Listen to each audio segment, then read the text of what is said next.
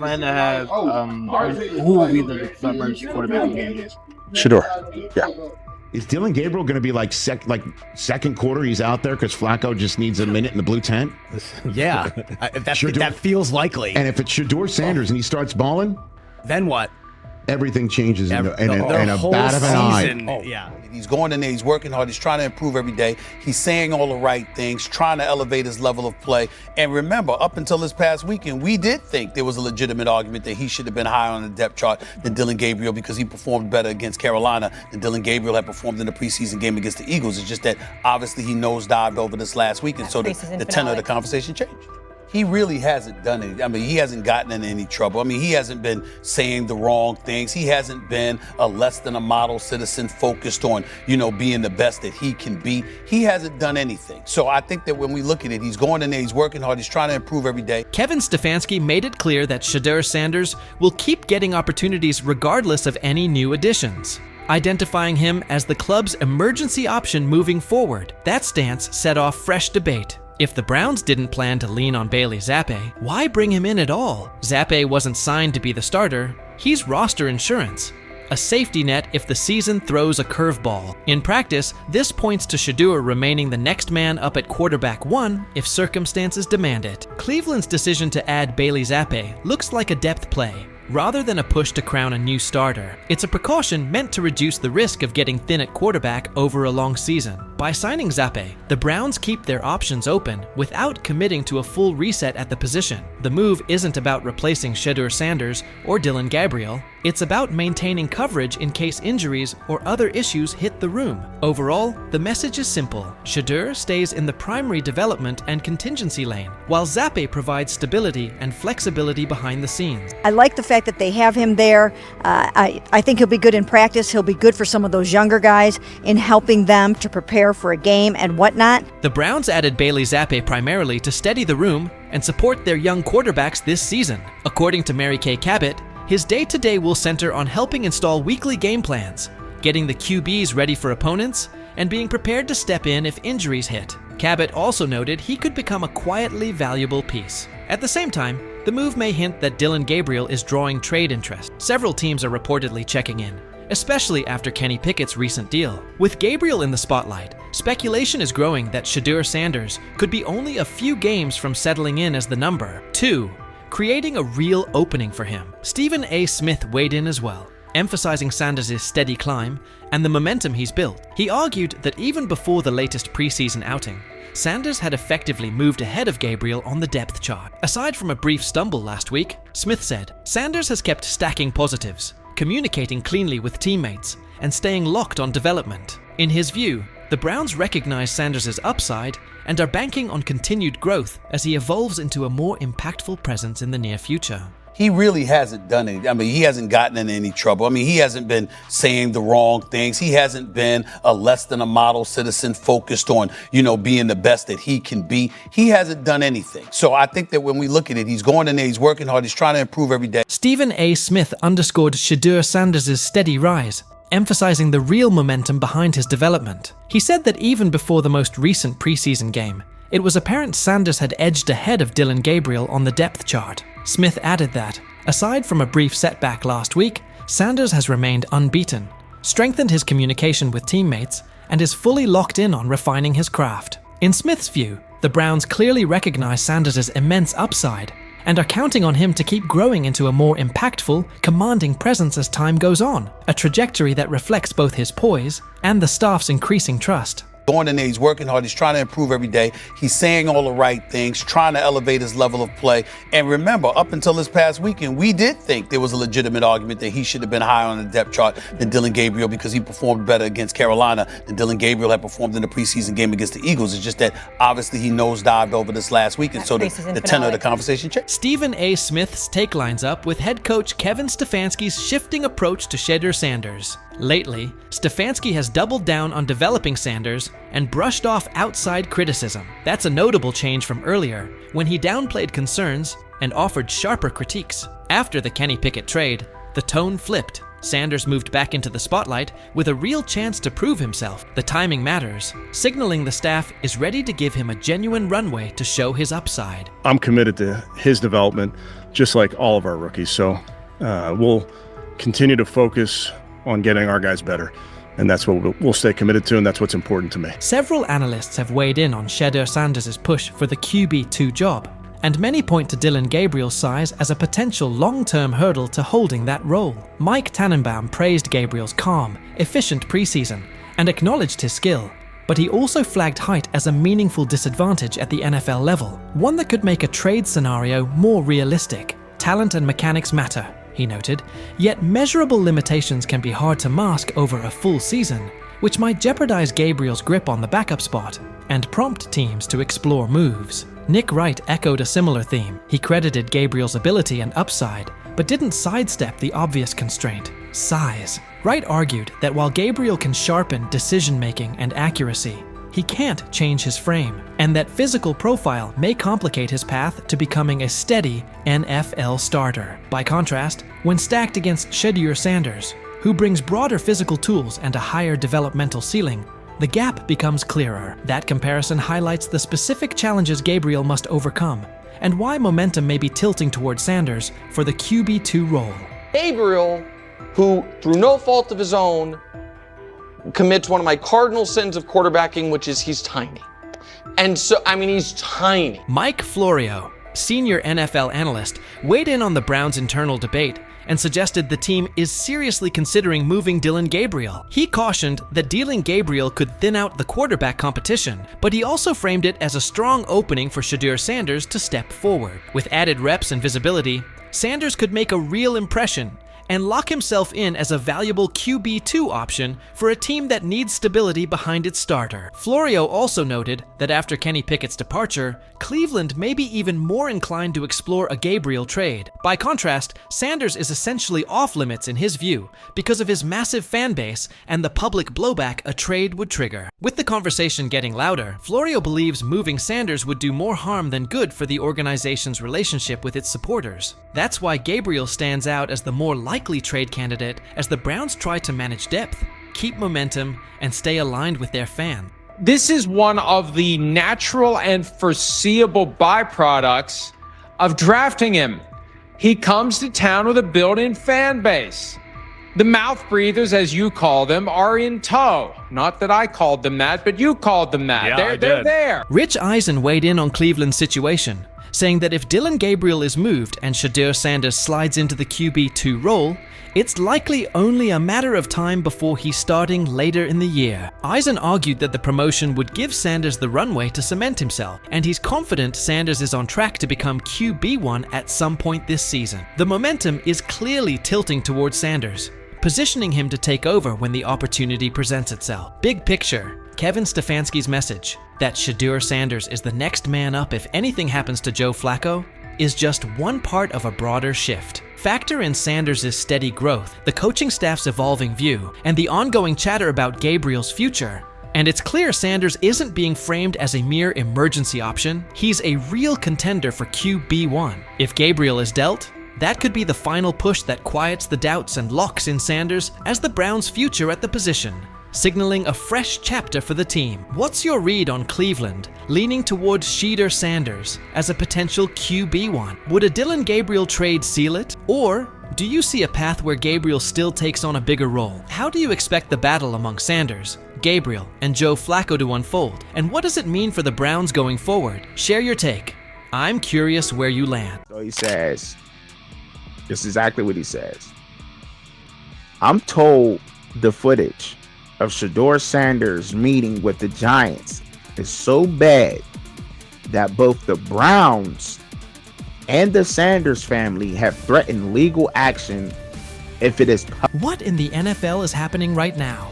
The New York Giants just leaked a draft interview recording with Shedeur Sanders, and fans are completely freaking out. Did Shedeur take some shots? Did the Giants forget what the word confidential means?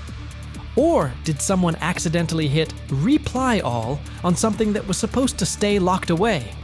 Get ready, because this roller coaster involves hot mics, bad takes, and a whole lot of drama. What happened with Shedeur on draft night to make him fall to the 5th round, and them talking about the Giants coming out with all that information talking about Shedeur did bad, bombed the interview, all that type stuff. We all know my last video when I talked about the interview tape about Shedeur did not get a playbook. The NY Giants, in true Stonewall fashion, dropped a carefully trimmed clip from their highly sought-after interview with Shedeur Sanders, then quickly locked everything else away like it was top-secret intel. Was this a calculated PR stunt, or just a low-key attempt at sabotage? Either way, the silence speaks louder than any official statement.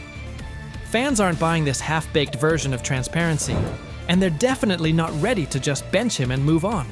Instead, they're demanding answers, calling out the organization for what feels like a planned smear job. One thing's for sure, the hate is loud, but Shedeur's supporters are even louder. There was another team that he sat down with. What do you mean it didn't go well after that? So, he was pissed that they did that to him. They did that to him. He counter-confronted them. The same thing they do to every other quarterback prospect. They did that to him. They slide in a mistake to see if you catch it. Right. And so because you're the quarterback. But he didn't take it as a correction. He took it as like he got pissed off. Yeah, and it's like so here's another one. So another one was, he throws a bad interception, and it was a deep throw early in the game, and he comes back and they go in the meeting, they show the interception. Let's just call it like it is. The Giants have perfected the tease. They've basically turned "we've got more, but we're not sharing it" into a comedy act, and the joke's on them. It's like they're standing center stage, booing themselves. Oh, you want more? Too bad. We're guarding it like Grandma's secret lasagna recipe. Congrats, Giants. You've officially become the talk of TikTok, X, and even Aunt Barbara's Facebook. Yep, the holy trinity of online outrage. This whole thing screams drama, screams petty, and definitely screams PR disaster in a fitted cap. Just release the full tape before fans start pulling up to headquarters with pitchforks. And popcorn. GM is getting fired. The GM, who was that nigga that Jaden Daniels. The GM is on film that the nigga's son, the nigga asked his son last draft, yo, who you think I should pick? His son like, yo, you need to get the Jaden Daniels nigga, B. This is what his son, it's on tape. You should go Jaden Daniels. He laughing at his son. And all right, cool, get Jaden Daniels. I don't even know how that tape got out. I wouldn't have let the shit get out personally. Meanwhile, Shedeur, the latest poster boy for maybe the Giants don't like talent unless it's dressed in blue and red confetti, is soaking it all in like it's just another day at practice. And here's the best part of the irony. The Giants tried to label him as all hype, no substance, a paper tiger. But instead, they accidentally turned him into the hottest name being mentioned by every sports analyst out there. They tried to bury the story, but somehow ended up stamping it in bold. It's the classic case of ignoring a trending conversation for so long that sure, people get annoyed, but at the same time, they keep your name alive better than your own PR team ever could. It's funny. New York Giants, where these tapes at? You hear me? Because if Shedeur Sanders was so unprofessional, y'all would have leaked the tapes for the whole world could see, right? Because understand, it's a lot of he say, she say. But one thing I do know, as a young black man growing up in this world, being straightforward and not sugarcoat anything. Oh, this narrative is pure gold. Giants PR completely skipped subtlety and went straight to the "we don't like his dad" playbook. A move so awkward, it's like trying to dunk and ending up in a kiddie pool. You can almost picture them brainstorming it. Yeah, we're just not fans of QB families that aren't ours. Because nothing screams professionalism quite like having zero self-awareness. And the fan reactions?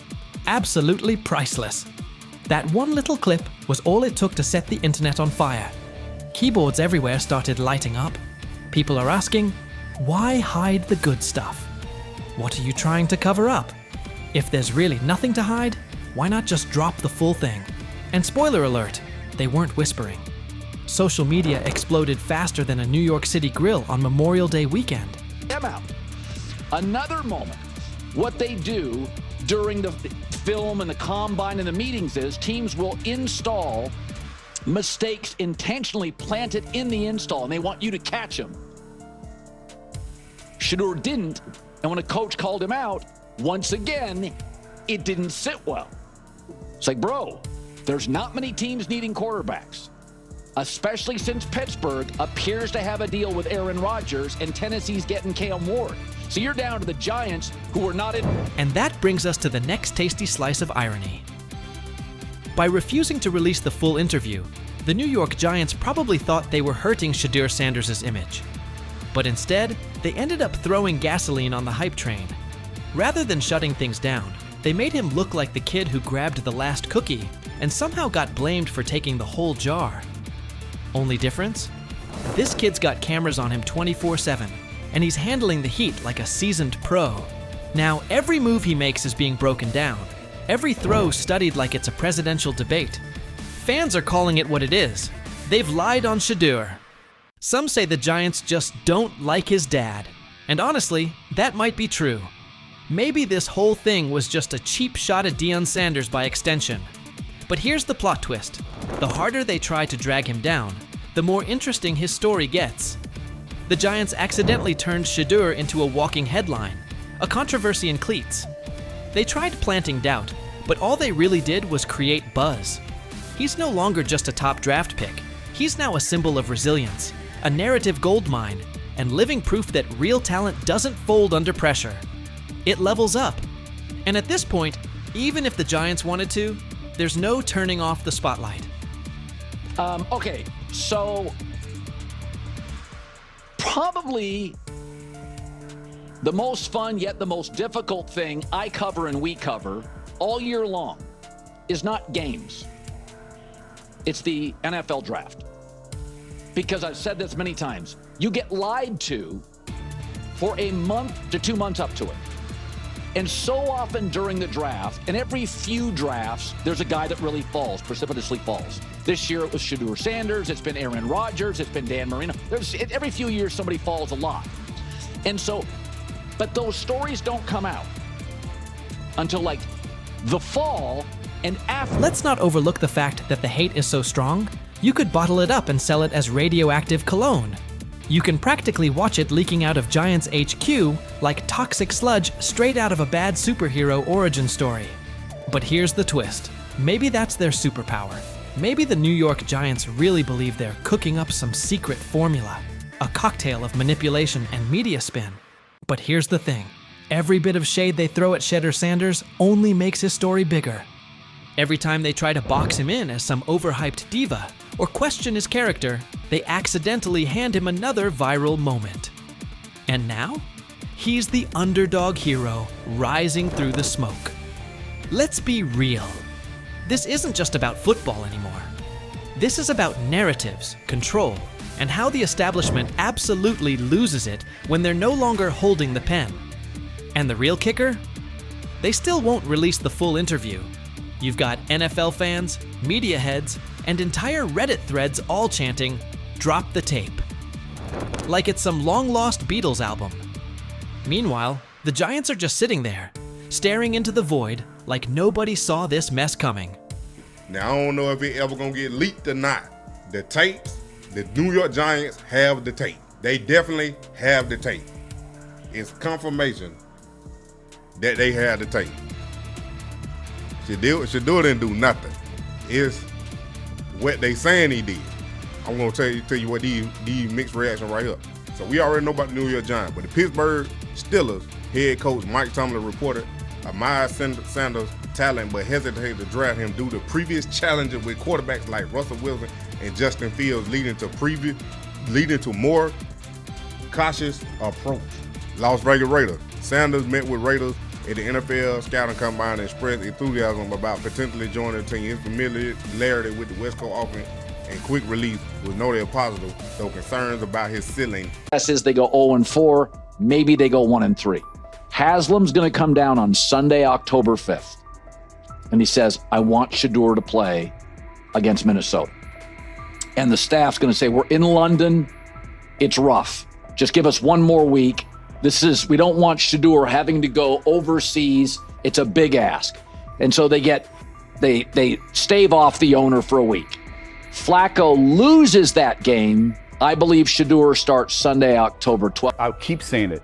I believe Shedeur Sanders should play more games than any other quarterback on this roster this year, because he's the only guy that I look at and say, they might have something here, because I'm telling you right now. Big news coming out of Cleveland. Sources say the Browns ownership has made it clear they want Shedeur Sanders as their starting quarterback. According to Colin Cowherd, Sanders has quickly emerged as the frontrunner for the QB1 spot, and this isn't just talk. Word is, the owners plan to push hard on team leadership to make sure he starts right from week 1. This could be the start of a brand new chapter in Cleveland, with the talented Shedeur Sanders leading the way. Jimmy Haslam, many believe, forced Andrew Berry and Stefanski to draft Shedeur Sanders. They drafted Dylan Gabriel probably a round or two early, hoping to get out of the Shedeur sweepstakes.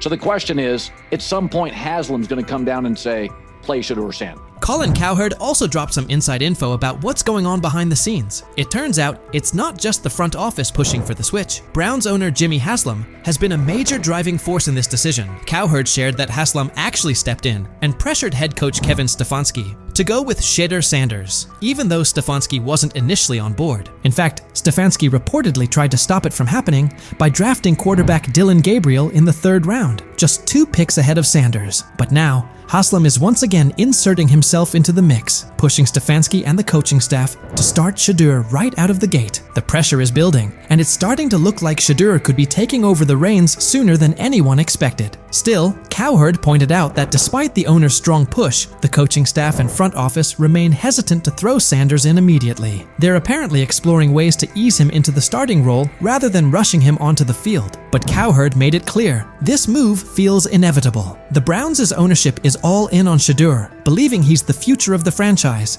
and the key to turning the team into a serious title contender. Cowherd also brought up something interesting. It's not just about what Shedeur can do on the field. The ownership sees an opportunity to make headlines. Starting Shedeur would generate serious buzz, and that seems to be part of the plan. Cowherd referenced past situations with Baker Mayfield and Deshaun Watson, where ownership gave their full backing even when the coaching staff had reservations. Now, it's Shedeur who's in the spotlight, and the Browns owners are betting big on his star power to bring both wins and national attention to Cleveland. But if you believe, and many do, that the owner, he's the one that wanted Manziel, he's the one that did Deshaun Watson, he's the one that wanted Baker Mayfield. This is an ownership group that likes headlines at quarterbacks.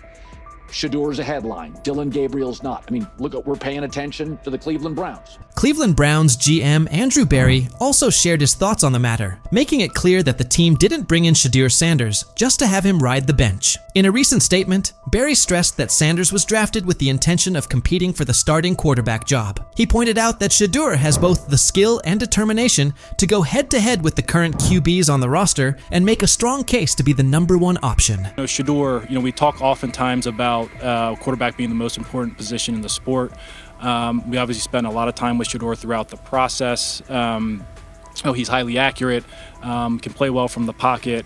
Very productive college career. And GM Andrew Berry also gave some insight into the Browns' draft approach, revealing something pretty interesting. Heading into the draft, the team had no plans to pick up 2 quarterbacks, and they definitely didn't expect Shedeur Sanders to still be available by the 5th round. But when he was still on the board, the Browns didn't hesitate. They jumped on the chance to grab him. That unexpected move shows just how much they believe in Sanders' potential. What started as a surprise pick is quickly turning into a legit battle for the starting job. Shedeur hasn't just been filling a roster spot, he's embraced the challenge from the very beginning. Since day 1 of OTAs, he's been turning heads with his calm, under pressure, accuracy, and relentless drive. Every practice has only added to the belief that Berry made the right call. Shedeur is no longer just a rookie looking to prove himself. He's a serious player in the starting quarterback race. When Sanders was chosen in the 5th round, a lot of people figured he'd be a backup at best, or maybe a long-term project. It's rare for someone picked that late to even be considered for a starting role. Usually, 5th-round quarterbacks are seen as developmental guys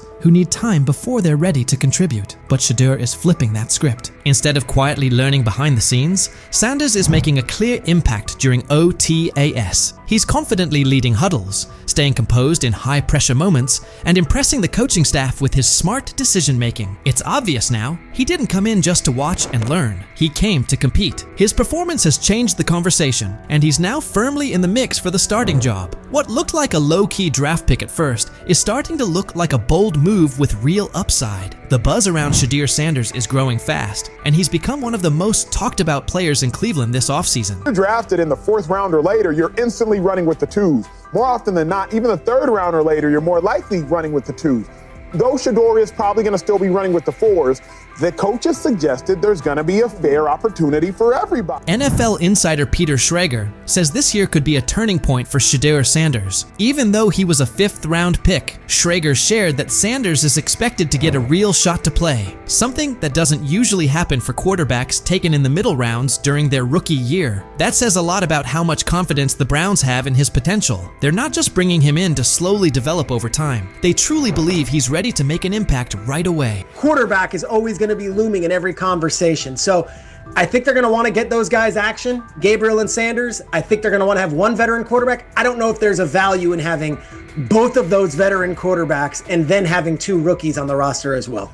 Fans are fired up as they look ahead to the upcoming open training sessions, where they'll finally get a chance to see the Cleveland Browns hit the field. And there's one name on everyone's lips, Shedeur Sanders. With ownership fully backing him, Browns fans are feeling more hopeful than ever, especially after landing one of the most exciting quarterback prospects the league has seen in a while. Shedeur has quickly won over the fan base, and the hype around him is real. No matter the age, fans across Cleveland are eager to watch him showcase his skills up close. There's a real buzz in the air. And with the front office pushing for him to lead the franchise, this year's training camp is shaping up to be one of the most anticipated in recent memory. Fans are ready to show up in full force to see Shedeur put on a show. This moment is something Shedeur has been grinding for. He's been locked in through OTAs and minicamps, even during times when things didn't quite go his way. He hasn't always gotten the number of reps he wanted, but he's kept his focus on the bigger picture. As Shedeur put it, you have to understand your situation. Whether you're getting those reps or not, it's all about how you respond. That attitude has fueled his work ethic. While others may have let those setbacks slow them down, Shedeur used it as motivation to keep pushing forward. He stayed locked in, kept putting in the work, and continued sharpening his game. Now he's steadily rising up the depth chart, and his hard work is starting to pay off. The Browns have taken notice. Shedeur has gone from being a promising rookie to becoming a key part of the team's future. With full support from ownership and growing confidence from leadership, he's no longer just a long-term project. He's the front runner for the starting QB job. At first, there was hesitation from the front office and coaching staff, but his performance during camp has turned heads and changed minds. The story has shifted, and at this point, it's tough to imagine anyone else stepping into that starting role. The excitement around Shedeur isn't just coming from within the organization. Fans all over Cleveland are getting behind him. From the youngest fans to the lifelong diehards, the city is rallying around its new quarterback. For Browns fans, Shedeur represents more than just a player. He's a symbol of what's possible. His rise has sparked new energy throughout the community, and every day it becomes clearer that he's not going anywhere. The Shedeur Sanders era is kicking off in Cleveland, and fans are ready to follow his lead. With ownership applying pressure and Shedeur continuing to deliver, it puts the coaching staff in a tough spot. Will Kevin Stefanski stick to his guns, or will the front office's influence win out? Let me know what you think. Will Shedeur take that starting job, or does Stefanski have another plan in mind?